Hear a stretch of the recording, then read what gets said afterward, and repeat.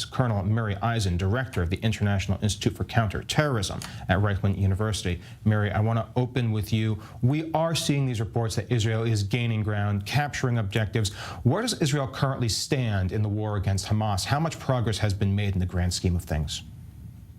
One of the things about a war, Ariel, is that it's very difficult to put a number on it. How far have we gone? You have to look at what our aims are. We have stated very clearly that we are going after, in that sense, both the terror operatives, the terror leaders. We're targeting them. We have to find them. They're both within the Gaza Strip, underground, above ground, all over. We're trying to get into a decade of a subterranean arena. This is something that has been built over such a long time period that what we're doing it is systematically, and as the commander of the 162nd Division said very clearly, it's something that you do in a systematic way where you're going after all of the booby traps that they have prepared over a decade. So yes, we're going forward. We're doing systematically. We're closing in. But when you say closing in, the Gaza Strip has 2.3 million people, and that closing in, Israel tried as much as possible consistently to tell the civilians of the northern Gaza Strip to go south.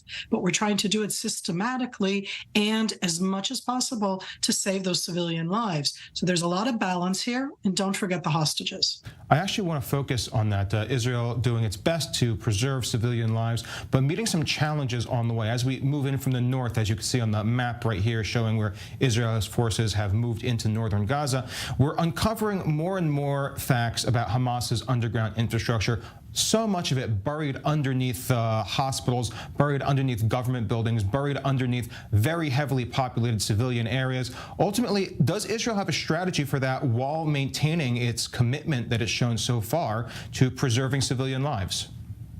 That is the commitment, Ariel, in that sense, and that's why we're doing this slowly and systematically. And as I say that, think of what we've been saying over the last 3.5 weeks, almost 4 weeks, about the challenges of what Hamas did, and Hamas did this on purpose. This is part of the Hamas plan. It is doing the attack, denying the atrocities, and then putting the whole onus of what comes after that on their defense system being underground under the civilians, but also above ground within that civilian arena. So you take it one step at a time. You tell the civilians, you warn the civilians. Nobody in the world anywhere has ever done that. And yet what we're seeing right now is that everybody is focused on the civilians. That is the Hamas defense plan. That doesn't mean that because of that we attack the civilians. We're targeting the terrorists. It does mean that we need to understand that as there have been casualties, we didn't go in and just drop bombs and do it in that way, clear it out in that sense. We're going in with soldiers like the way that you're showing,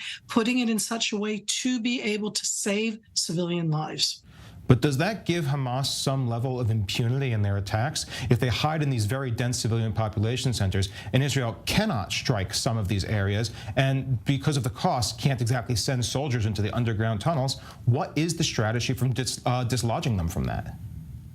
Ariel, that's one of those things where I say I can't be cynical on TV right now. They are a terror organization. It is built into their whole idea that they both do the massacre, they deny the massacre and sell out a totally different story, and then they use what they built up front, both their civilian population, but that overwhelmingly pouring out in the world, looking only at the civilian population as Israel the one doing the attacks. That is part of their built-in strategy.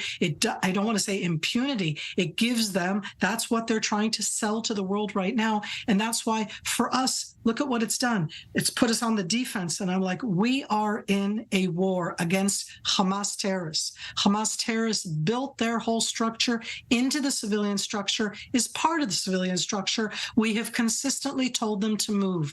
World, tell them to move. Tell them to go south. Tell them to go to the safe zones. Don't allow Hamas to hold them there. Don't make us into the ones who, in trying to remove and eliminate the Hamas terrorists, are the ones who find themselves in these different civilian confrontations. And we're going to continue this discussion in a little bit, but first we are going to turn our eye to the northern border. Our correspondent, Robert Swift, is standing by there. Robert, it's good to have you with us. Can you walk us through what the most recent developments along that front are? Yeah, overnight there was an exchange of fire in the eastern end of Israel's northern border. Hezbollah cell says that it shot down an Israeli UAV, a drone. This is an account which is disputed by the Israeli military. They say a surface-to-air missile was fired at one of their drones, but it did not strike the aircraft, and that they in turn fired upon the team that was firing this missile.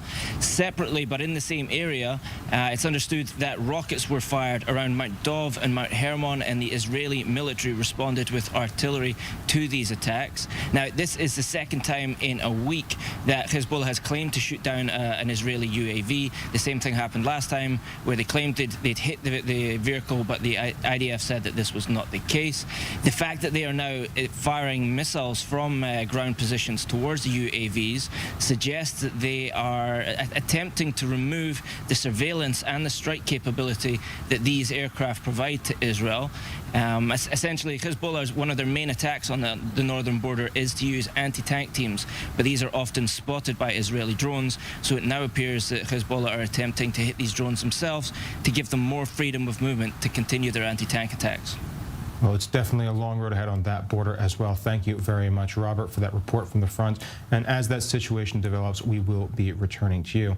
I want to turn back to Miri Eisin for a brief moment with another question.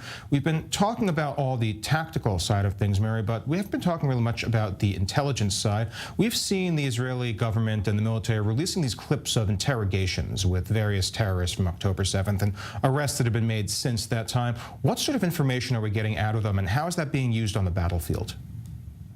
In the battlefield, the information is being used to be able to find the targets, to understand the underground subterranean